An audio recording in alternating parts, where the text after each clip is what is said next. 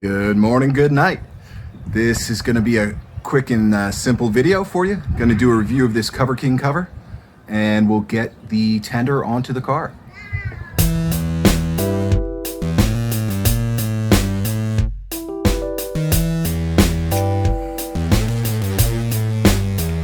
This is the battery tender. I'll take it out and show it to you. Here it is. Couldn't be much simpler. This is what goes into the wall. This is what goes into your car, which you already have to have a pigtail on the battery, which is easy enough to install. And basically, just tells you when it's on or just holding on. And this happens to be the Lotus one. I believe it was bought through the Lotus store. But basically, it's just a Deltran battery tender. Any of these small ones will work. So this is what the rear of the car looks like. Gosh, she's beautiful. I just washed her before I put her away, which is what you should always do. That way, in case your cover doesn't scrape up the car during storage as the wind and whatever blows it. But let's go ahead and pop the rear.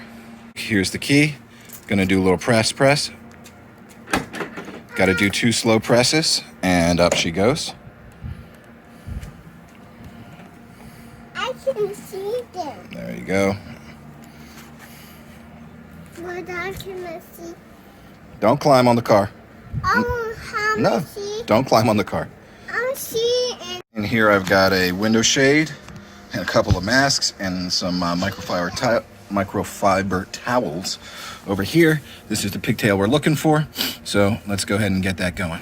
Okay, we've got that plugged in. The battery is behind here.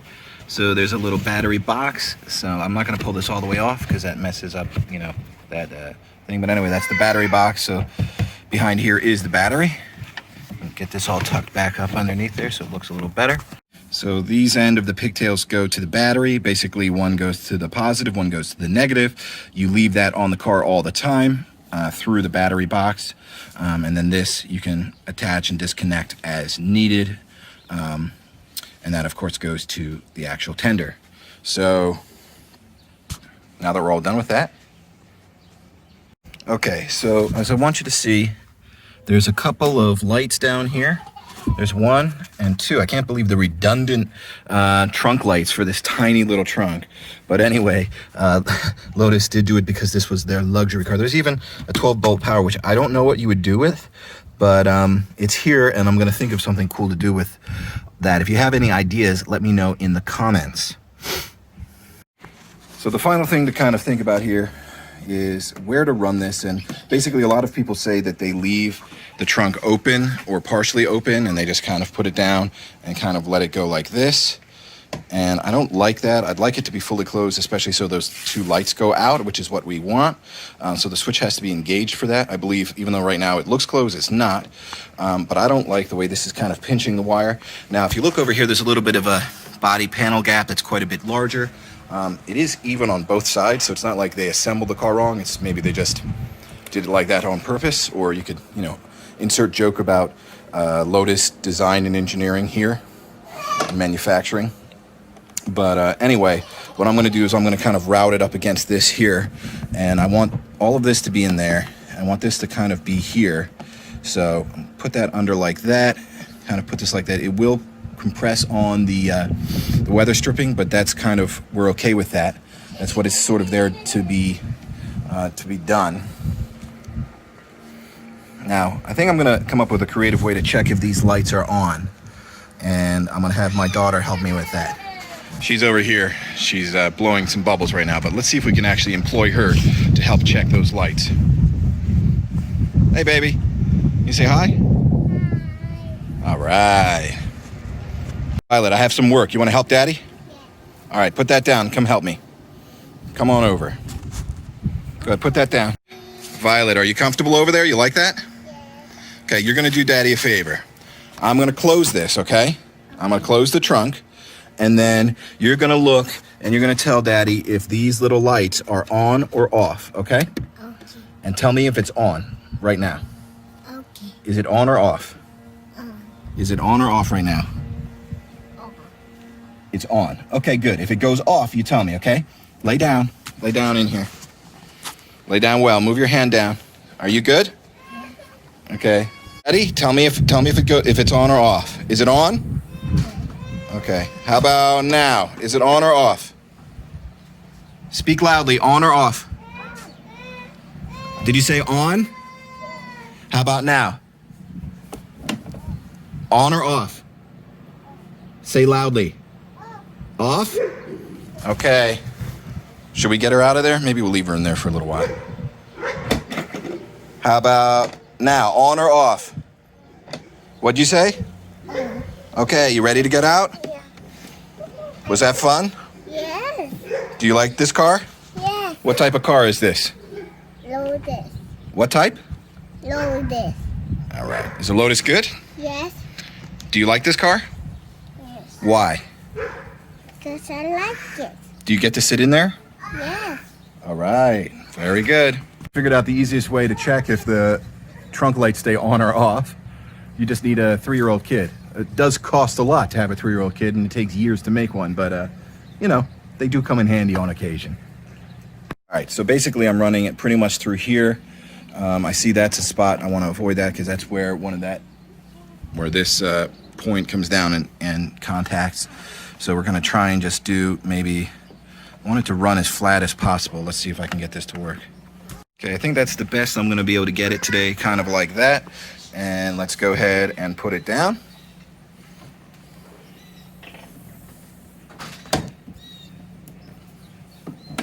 And just a little bit of pressure, and there you go. So it's in there, it's running pretty gently through here. I can kind of move it a little bit, but it is indeed inside the car, and the trunk is closed. So we figured that out. So now it's just a matter of plugging it in. By the way, I recommend that you keep this outside of the car. You could, however, of course put this inside the trunk. However, a couple of reasons why I'm not suggesting that. One, the wire from the charger or the tender to the battery is smaller than the wire to the house. This is a larger wire than this. This has 2 wires. This is 3, so a little bit larger. So I don't want to use the larger wire running through the weather stripping. And then 2, this does produce a tad bit of heat, and I'd rather just keep all of that outside the car. And number 3, and this is maybe the best reason, you can actually keep a look at it. Like you can see that's lit up and charging right now. And then when it's in storage, meaning not charging but just tending the battery, it'll be green down there. So we'll leave this sort of under the car, under the cover, and we'll leave it like there, and it just does its own thing. Keep the battery in tip-top shape. By the way, if you can't stand to do what I did and you just would never close the trunk and compress that weather stripping on the tender wire, that's up to you. Then there is an option to pull the fuse for the trunk lights, and then of course they'll be out once you pull that fuse.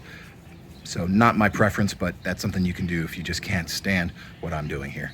Hey, you guys like this gift my wife got me, the Lotus F1 race team hat? You can't get them anymore because Lotus ain't a race F1 team anymore, but still good for now. Anyway, why use a tender at all? Basically, this car will be undercover for a few months, as few as possible, but it'll be probably at least 3, maybe 4 if it's a cold winter.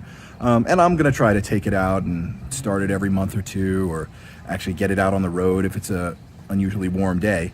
But basically, if I don't, or even if I do, there is a parasitic drain on these cars.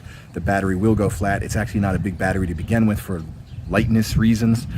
So you're probably gonna want to use a tender, because in those times, in those periods where it's not being stored, and even Lotus in their manual say if it sits for about 2 weeks, you may have a low battery.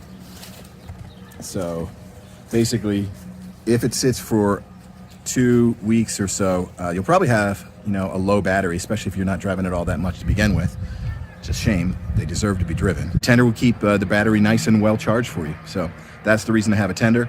So when you start that car, come whenever you want, it's ready to go for you. Okay.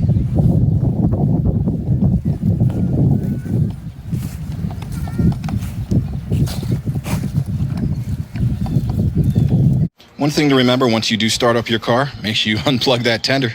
You don't want to pull rip the cord right out of your house or right out of your car. So make sure that is something on your checklist when you start the car after its little hibernation. And since you've hung on all the way to the end, I'll give you what you really want. Cold start. This is the plaque, essentially straight exhaust with the third cat delete. It's a little dirty. I admittedly didn't clean the exhaust very well when I put it away.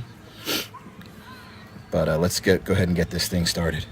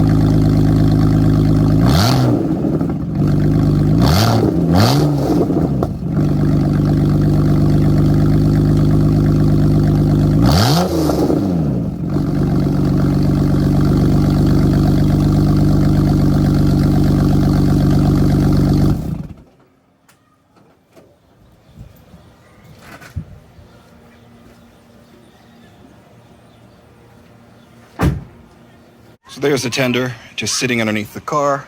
It's plugged in, it's all good. According to the red light, it is still charging. That's good.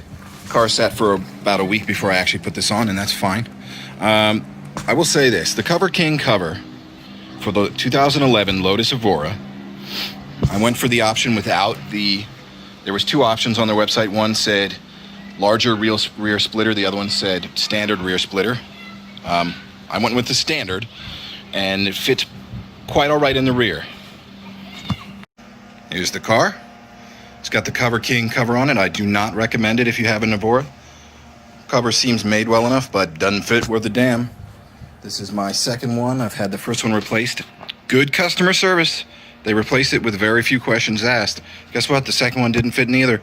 So this will do well enough for now, and they're going to basically refund me for the other cover. So I'll get this for free, but it's actually not what I want. I'll probably end up buying another cover later. So that's a quick review of the Coverking for the Evora.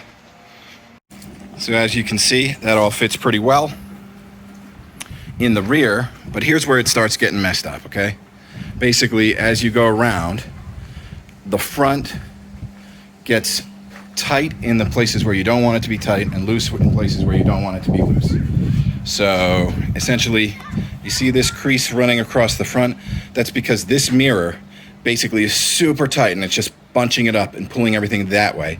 You can see this line along the front here. This is really tight, which is fine. It doesn't really want to stretch down across the front lip, so that's why it's not really there. I can try and get it better than that, but it might go over this bump right here, but never really covers that. As you can see, it doesn't quite cover over here. And then it's too loose over the wheel arches. Yet it's very tight over the top of the car, and it's tight from mirror to mirror across the front windshield.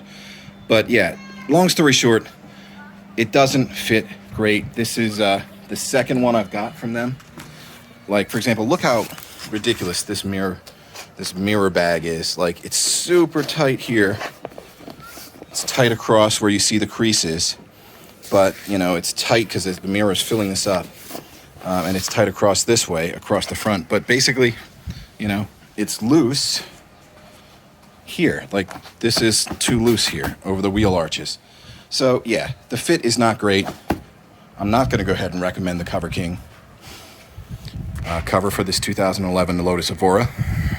It's here now. I'm working with them.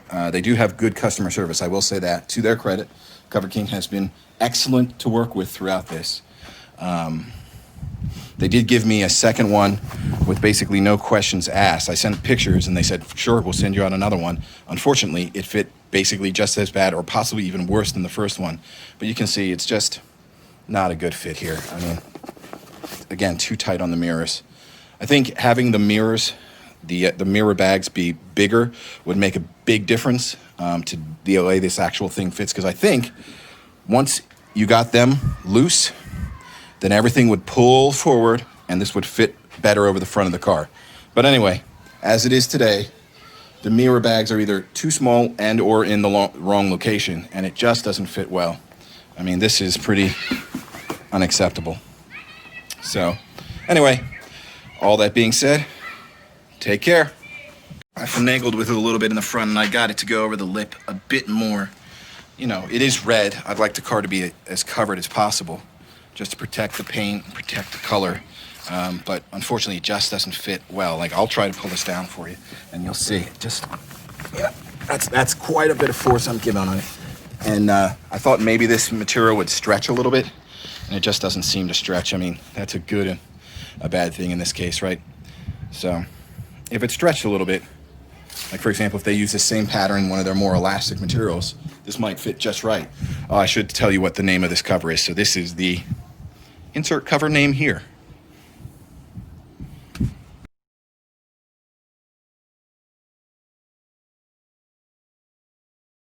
One last thing to tell you. So the Evora has a built-in rear spoiler, and basically this creates sort of a channel or whatever here on the back. So if you do keep this outside, which sometimes I will, and it gets rained on, so water, if you leave this outside, water will pool up on top of this cover. And this is not necessarily a fault of the Coverking. I think any cover that's waterproof is going to do that. There's no real solution to that other than park it not in the rain. So that's one.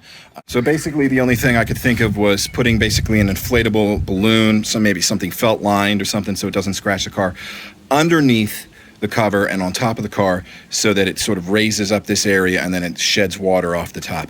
But otherwise, if you can't do that, which we haven't done that, then the best idea would be just to keep it undercover, and that's going to help. All right. Enjoy. Be good and be well.